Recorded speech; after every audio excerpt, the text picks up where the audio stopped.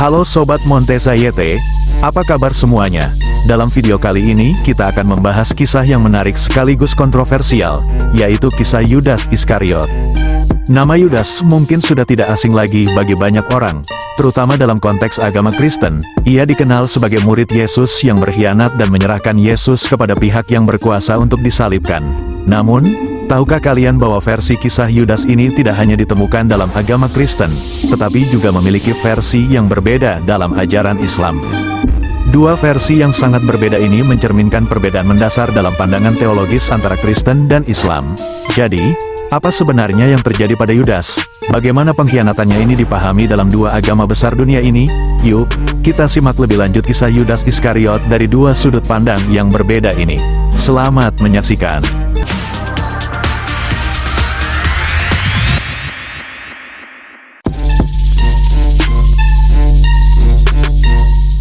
Sedikit sekali yang kita ketahui tentang masa kecil Yudas Iskariot, pria yang nantinya dikenal sebagai murid Yesus yang mengkhianatinya.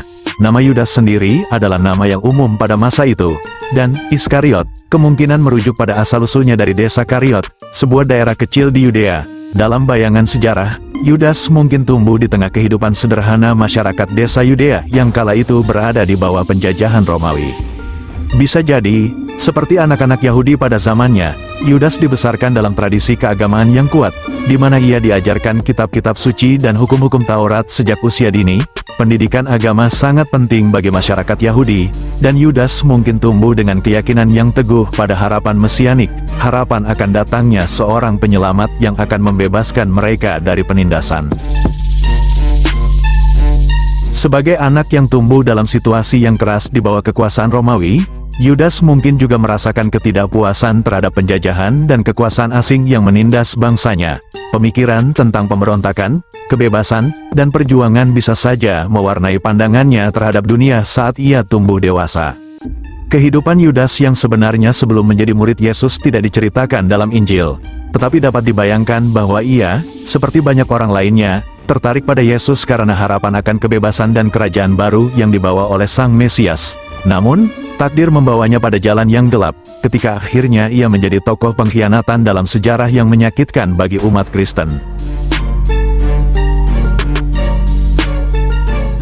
Di dalam tradisi Kristen, Yudas adalah pengkhianat yang memainkan peran penting dalam proses penyaliban Yesus. Dengan imbalan 30 keping perak, Yudas menyerahkan gurunya kepada otoritas Yahudi, yang akhirnya berujung pada penyaliban Yesus. Setelah menyadari kesalahannya, Yudas menyesal dan mengakhiri hidupnya dengan tragis. Namun, dalam tradisi Islam, kisahnya tidak sesederhana itu.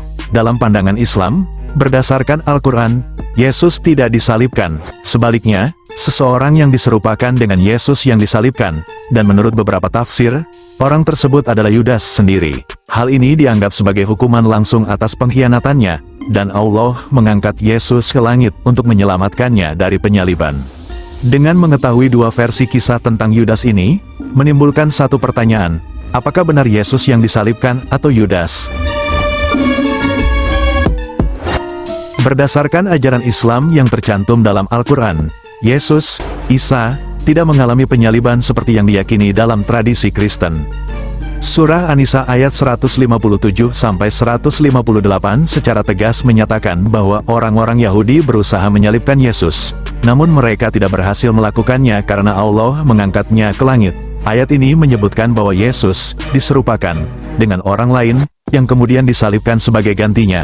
Dari sudut pandang Islam, keyakinan bahwa Yesus disalib adalah hasil dari kesalahpahaman dan distorsi sejarah. Argumen ini juga didukung oleh beberapa penafsiran dari Injil Gnostik dan teks Apokrifa yang menampilkan narasi alternatif.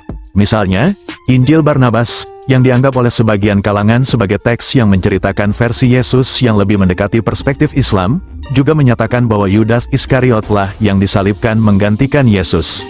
Dalam teks ini, Yesus selamat dari penyaliban dan diangkat ke surga, sementara Yudas, yang mengkhianati Yesus, dihukum dengan disalib.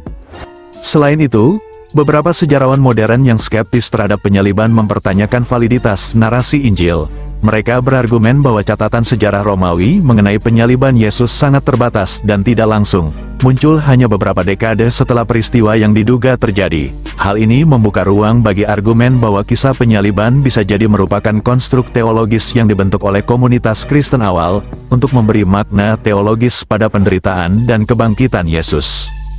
Berdasarkan pandangan ini, keyakinan bahwa Yesus disalib lebih merupakan hasil perkembangan teologis dan politis daripada fakta sejarah yang akurat.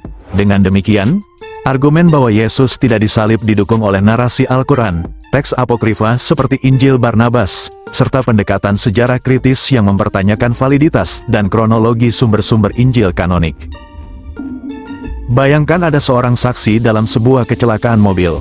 Orang-orang di sekitar tempat kejadian segera melihat seorang pengemudi yang tampak terluka parah dan segera diasumsikan bahwa dialah yang mengendarai mobil tersebut.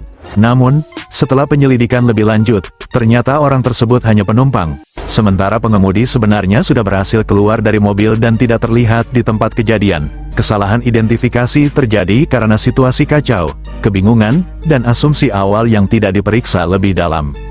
Analogi ini mirip dengan argumen bahwa Yesus tidak disalib. Berdasarkan narasi Islam, seseorang yang menyerupai Yesus, seperti Yudas Iskariot, misalnya, adalah orang yang akhirnya disalib, sementara Yesus yang sebenarnya telah diselamatkan oleh Tuhan dan diangkat ke surga. Dalam situasi yang penuh dengan kebingungan, penyaliban seseorang yang menyerupai Yesus bisa saja terjadi, tetapi kesalahan dalam identifikasi dan interpretasi peristiwa tersebut membuat banyak orang percaya bahwa Yesuslah yang disalib. Dan begitulah juga yang Al-Quran sebutkan bahwa mereka, orang-orang yang mengira telah membunuh, menyalib Yesus dalam keraguan-raguan. Dalam narasi yang lebih mendalam tentang keterlibatan kaum Yahudi dalam peristiwa penyaliban Yesus, sebenarnya ada indikasi keraguan dan ketidakpastian di kalangan Yahudi tentang peristiwa ini.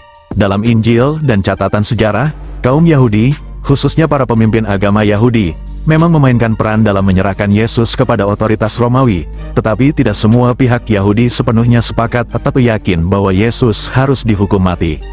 Beberapa catatan menunjukkan bahwa ada perpecahan di antara pemimpin Yahudi mengenai bagaimana harus menghadapi Yesus. Kelompok Farisi dan Saduki, misalnya, memiliki pandangan berbeda tentang Yesus dan klaimnya sebagai Mesias. Ada pula narasi bahwa Pilatus sendiri meragukan keabsahan tuduhan yang ditujukan kepada Yesus dan mencoba membebaskannya, tetapi desakan dari beberapa pemimpin Yahudi akhirnya membuatnya menyerahkan Yesus untuk disalibkan. Di sisi lain, dalam perspektif Islam yang tertuang dalam Al-Quran, kaum Yahudi dikatakan hanya merasa telah menyalib Yesus, tetapi sebenarnya mereka ragu dan tidak yakin. Al-Quran dengan tegas menyatakan bahwa mereka tidak membunuh atau menyalibnya, tetapi hanya terilusi bahwa mereka berhasil. An-Nisa ayat 157.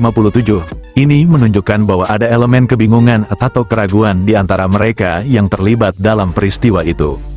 Oleh karena itu, bisa dikatakan bahwa meskipun narasi Alkitab mengungkapkan peran kaum Yahudi dalam menuntut penyaliban, sebenarnya terdapat keraguan yang muncul mengenai apa yang benar-benar terjadi pada Yesus. Ketidakpastian ini membuka ruang bagi perspektif yang berbeda, termasuk dalam Islam, yang menegaskan bahwa penyaliban itu tidak pernah benar-benar terjadi.